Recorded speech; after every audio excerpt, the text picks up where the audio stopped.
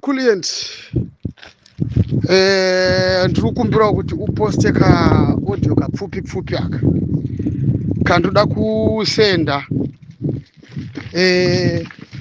kumapurisa zvese namutamba wavo, because so far isusu vana veZimbabwe hatina ukama nevanhu, hatina ukama nemapurisa pari zvino. Ukama hwedu hausati hwanyatso kubatana zvakanaka. Toda kuti titaure chokwadi, tisingadi kana kutomborowa imbwa takaiga mpina. Handitika toda kuti titaure chokwadi, tisingatomborowa imbwa takaiga mpini, nekuti vanhu vanonzi mapurisa ava ndo vakatitambudza zvakanyanya in favor of ZANU-PF.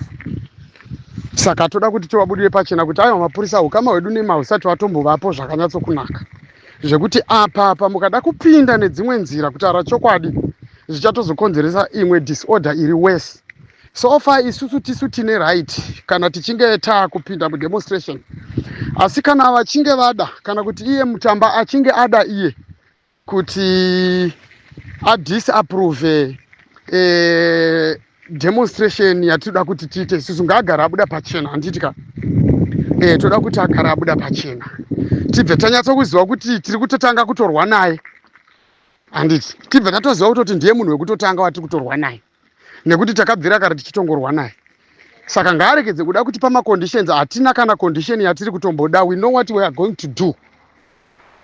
Hatidi zvekuti tiudzwe namutamba, hatingaende kunovandaliza zvinhu zvemunyika medu. Isusu tiri kuchemera infrastructure yedu yakaparara mumaoko mana Mnangagwa.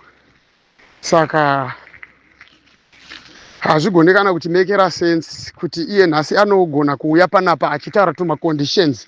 Hapana chatinokomplya, iye nemapurisa ake ndiye anofanira kuti atokomplya.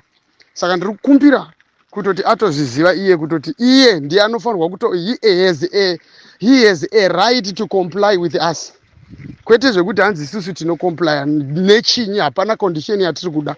So far hapana mutemo waanogona kutitaurira. Nguva yekuzotiudza zvemutemo ichasvika, not now. Handiti izvozvi zviripo izvo hazvina kana kutomboti tinoda kuti hatisi kuchemera kucontrolewa, because we know what we are going to do. Saka hatina kuda kuti control, hatina kana kuti chichi, hazvina control, hakuna protest yakadaro.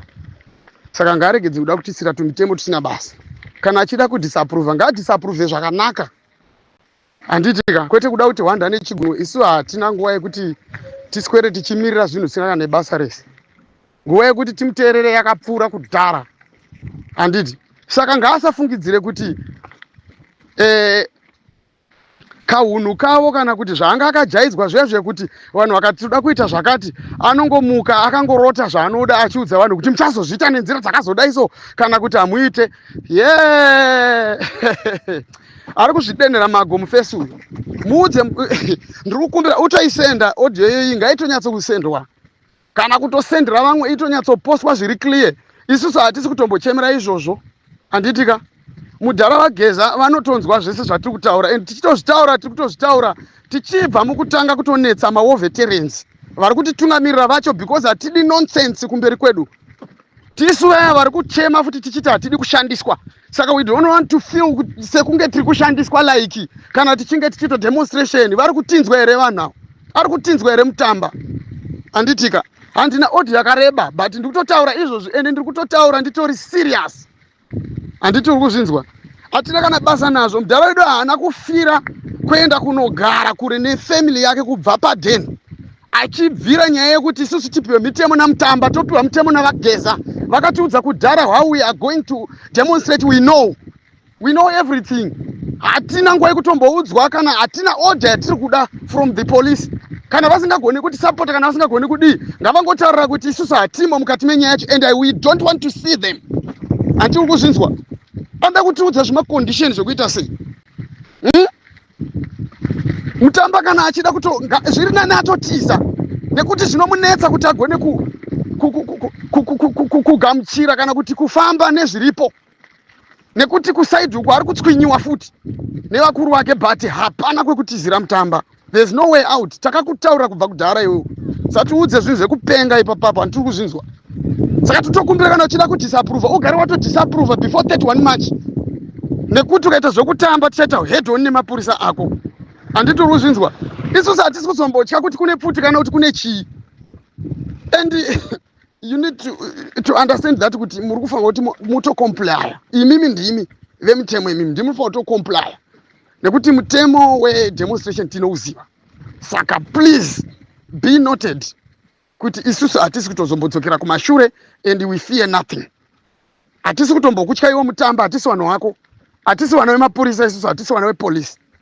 Polisi yakatiswa nesu handiti tiri kuzvinzwa. Saka kana wakutoona kutoti takutotanga kutoziva kutoti kutori nereview iri kutofanirwa kutoitwa kupolisi. Tinenge takutoziva kutoti kwatova nereview iri kutofanirwa kutoitwa kupolisi with immediate effect. Handitika tichatoitangira ipapa patinenge chitostrike. Saka mapurisa be noted kuti isusu hatisi kutomboita zvekutamba nemi, we are not your friends, makabvira kare imi muchishandiswa. Saka you need to be very much careful pakuuya kwenyu muchizoya kuzoti oposa muchienda to conditions hatisi kuda control from you. Ndatopedza.